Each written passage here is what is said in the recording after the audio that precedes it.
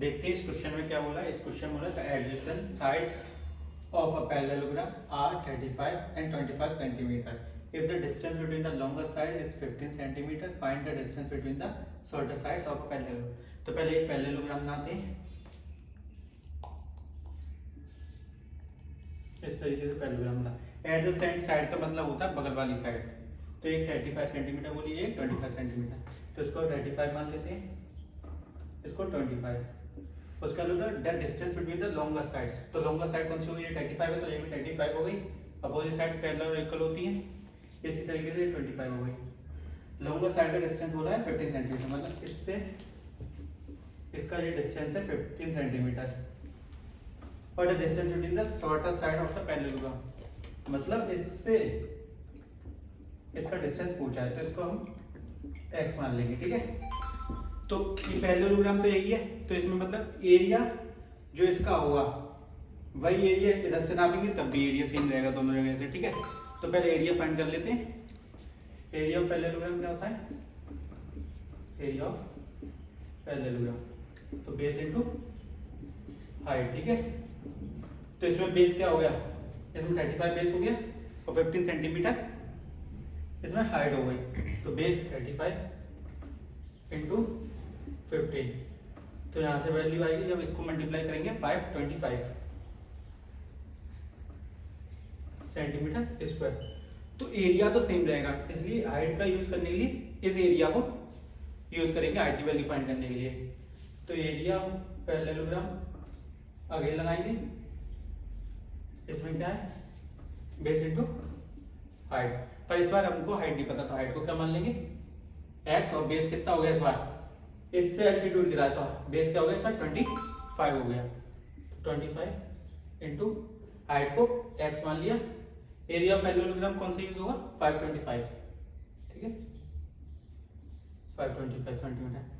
इसको ये मल्टीप्लाई में इधर जाएगा, ये डिवाइड में आ जाएगा, तो 25 से इसको कट करेंगे, x की वैल्यू यहाँ से आ जाएगी 21 सेंटीमीटर। यही क्या हो गई एल्टीट्यूड, ये हाइट हो गई। हाइट कितना आंसर आ गया, हाइट इक्वल 21 सेंटीमीटर, ठीक है। अब देखते हैं इस क्वेश्चन में क्या दिया है। An agriculture farm in the form of parallelogram, किसके फॉर्म में, पैरेललोग्राम के फॉर्म में। विद द बेस, इसका बेस दिया है कितना 18 DAM दिया है, ठीक है। एंड एल्टीट्यूड, एल्टीट्यूड मतलब हाइट दी है, हाइट कितनी दी है 9 DAM, ठीक है। Find the cost of watering the field at the rate of इतने पैसे पर मीटर है। देखो मीटर स्क्वायर में दिया और यहाँ किस में दिया है, किस फॉर्म में दिया है, DAM में दिया है। तो DAM से मीटर में करेंगे तो 10 का मल्टीप्लाई होगा, मिली सेंटी डेसीमीटर, 10 का आएगा किलोमीटर, मतलब डेसीमीटर से मीटर में जा रहे हैं तो 10 ऊपर जा रहे हैं तो मल्टीप्लाई होगा। इधर कितना हो जाएगा 180 मीटर हो जाएगा, इधर DAM है, हाँ तो ऊपर से नीचे आ रहे हैं तो मल्टीप्लाई 10 का होगा, ठीक है। इधर 9 DAM है तो इधर 10 का मल्टीप्लाई होगा 90 मीटर हो जाएगा। इसी तरीके से एरिया निकाल लेंगे, तो उसमें वाटर की जो रेट दी है पर मीटर 1 मीटर की दी है, तो पहले एरिया फाइंड करते हैं। एरिया ऑफ पैरेललोग्राम क्या होता है, बेस इनटू हाइट। यहाँ बेस कितना है 180 मीटर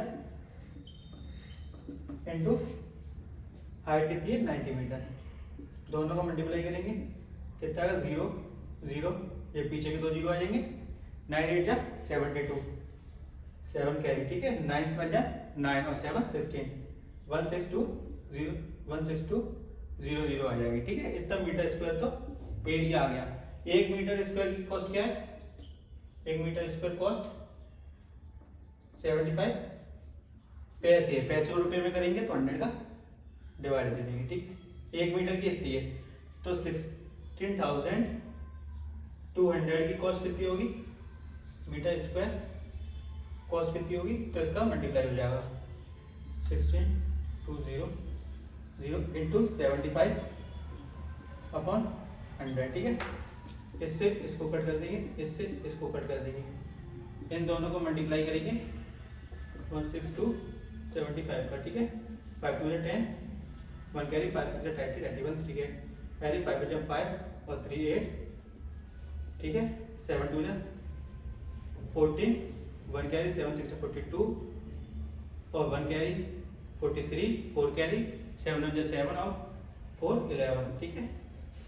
0 5 8 और 3 11, 1 कैरी 2 1, क्या कॉस्ट आ गई इसकी 1215 रुपीज में आया, क्योंकि पैसे में दिया था पर हमने 100 का डिवाइड कर लिया, तो this will be the answer of this question, ठीक है। अब देखते हैं इस क्वेश्चन में क्या दिया है। One side of a parallelogram is 22 centimetre and it's corresponding altitude is, मतलब एक पैरेललोग्राम दिया है, उसकी एक साइड कितनी दी है 22 सेंटीमीटर। अगर 22 सेंटीमीटर दी है तो ये भी 22 सेंटीमीटर रहेगी, क्योंकि पैरेलल एंड इक्वल होती है। एंड इट्स करेस्पॉन्डिंग एल्टीट्यूड, मतलब उसके सामने एल्टीट्यूड गिरा दिया गया है, तो ये कितना दे दिया है 12 सेंटीमीटर का, ठीक है। If the height of altitude to the adjacent side is, adjacent side मतलब बगल वाली साइड 11 सेंटीमीटर की, ये है तो 11 सेंटीमीटर की ये भी हो जाएगी। Find the length of the adjacent side. Oh, इसमें क्या बोला गया है 11 सेंटीमीटर की करस्पॉन्डिंग साइड नहीं है, एल्टीट्यूड गिराया गया है एडजेसेंट में, ठीक है। तो इस साइड को दिया गया है 11 सेंटीमीटर, करस्पॉन्डिंग साइड क्या हो जाएगी, हम इसको x मान लेते हैं, ठीक है। तो ये भी x सेंटीमीटर हो जाएगी करस्पॉन्डिंग साइड, ठीक है। तो इसका एरिया तो सेम रहेगा, या L से निकाले या S से निकाले, ठीक है। तो पहले एरिया फाइंड करते हैं। एरिया ऑफ पैरेललोग्राम क्या होता है, बेस इनटू हाइट, ठीक है। बेस कितना है पहले 22 सेंटीमीटर, हाइट इसकी कितनी दे दी है 12 सेंटीमीटर, ठीक है। 12 का मल्टीप्लाई करेंगे 12 2 24 2 कैरी, तो इस तरीके से एरिया ऑफ पैरेललोग्राम निकलेगा 264 सेंटीमीटर स्क्वायर।